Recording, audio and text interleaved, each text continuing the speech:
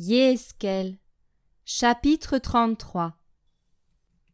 La parole de Yahweh vint encore à moi en disant : Fils d'humain, parle aux fils de ton peuple et dis-leur : Quand je ferai venir l'épée sur une terre, et que le peuple de cette terre choisit un homme pour l'établir comme sentinelle, et que voyant venir l'épée sur la terre, il sonne du chauffard et avertit le peuple.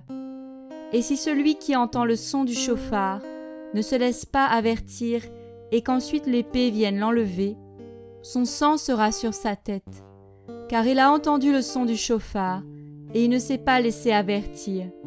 Son sang sera sur lui, mais s'il se laisse avertir, il sauvera sa vie.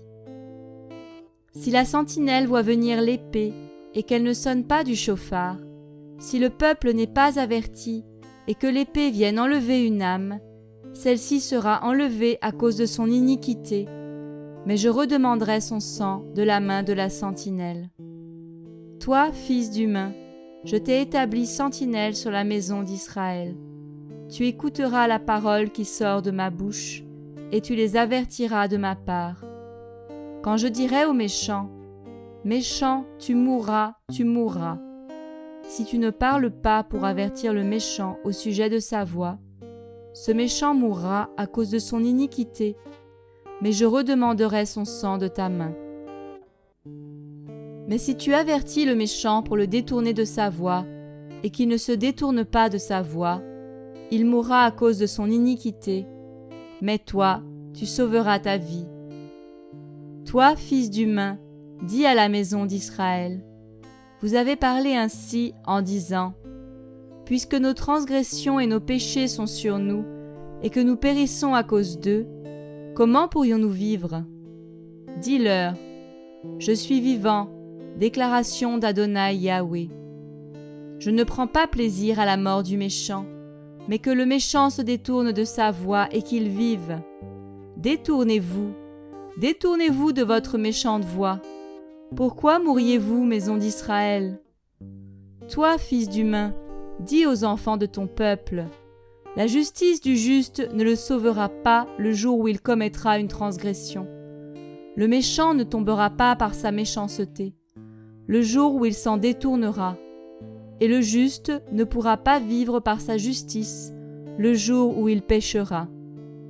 Quand je dis au juste qu'il vivra, et que lui, se confiant sur sa justice, et commet l'injustice, on ne se souviendra plus de tous ses actes de justice, mais il mourra à cause de l'injustice qu'il a commise. Et quand je dis au méchant : Tu mourras, s'il se détourne de son péché et fait ce qui est juste et droit, si le méchant rend le gage, s'il restitue les choses qu'il a prises par le vol, s'il marche dans les statuts de la vie sans commettre d'injustice, il vivra, il ne mourra pas. On ne se souviendra plus des péchés qu'il a commis. S'il fait ce qui est juste et droit, il vivra. Or, les enfants de ton peuple ont dit : La voie d'Adonai n'est pas bien réglée, mais c'est plutôt leur voie qui n'est pas bien réglée. Si le juste se détourne de sa justice et commet l'injustice, il mourra à cause de cela. Si le méchant se détourne de sa méchanceté et pratique ce qui est juste et droit, il vivra à cause de cela. Vous avez dit : La voie d'Adonai n'est pas bien réglée. Je vous jugerai, maison d'Israël, chaque homme selon sa voie. Or il arriva, dans la 12e année de notre captivité, au 5e jour du 10e mois, qu'un homme qui s'était échappé de Jérusalem vient vers moi en disant : La ville est prise.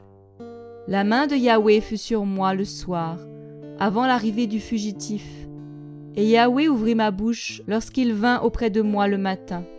Ma bouche était ouverte, et je n'étais plus muet. La parole de Yahweh vint à moi en disant : Fils d'humain, ceux qui habitent dans ces lieux laissés en ruine, sur le sol d'Israël, parlent en disant : Abraham n'était qu'un seul, et il a pris possession de la terre. Mais nous sommes nombreux, et la terre nous a été donnée en possession. C'est pourquoi tu leur diras, ainsi parle Adonai Yahweh. Vous mangez la chair avec le sang, et vous levez vos yeux vers vos idoles. Vous répandez le sang, et vous hériteriez de la terre? Vous vous appuyez sur votre épée, vous commettez des abominations, vous souillez chacun de vous la femme de son prochain, et vous hériteriez de la terre? Tu leur diras, ainsi parle Adonai Yahweh.